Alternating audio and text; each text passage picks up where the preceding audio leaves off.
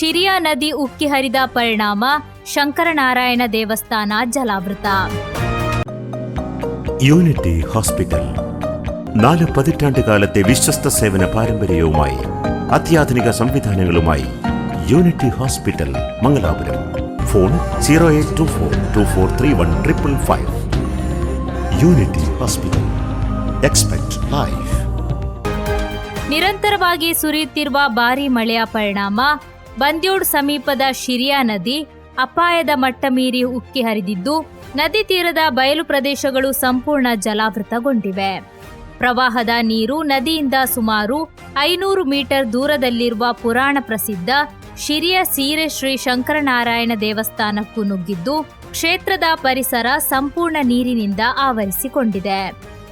ದೇವಸ್ಥಾನದ ಆವರಣ ಸೇರಿದಂತೆ ಗರ್ಭಗುಡಿಯವರೆಗೂ ಸುಮಾರು 3-4 ಅಡಿ ಎತ್ತರದಲ್ಲಿ ನೀರು ನಿಂತಿರುವುದರಿಂದ ಭಕ್ತರು ಮತ್ತು ಸ್ಥಳೀಯರಲ್ಲಿ ಆತಂಕ ಮನೆ ಮಾಡಿದೆ.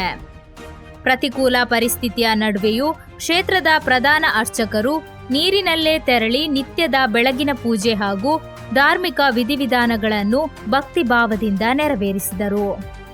ಪ್ರವಾಹದ ನೀರು ದೇವಸ್ಥಾನದ ಒಳಭಾಗಕ್ಕೆ ನುಗ್ಗಿರುವುದರಿಂದ ದೇವರ ದರ್ಶನಕ್ಕೆ ತಾತ್ಕಾಲಿಕವಾಗಿ ಅಡಚಣೆ ಉಂಟಾಗಿದ್ದು, ದೇವಸ್ಥಾನ ಆಡಳಿತವು ಪರಿಸ್ಥಿತಿಯನ್ನು ನಿರಂತರವಾಗಿ ಗಮನಿಸುತ್ತಿದೆ.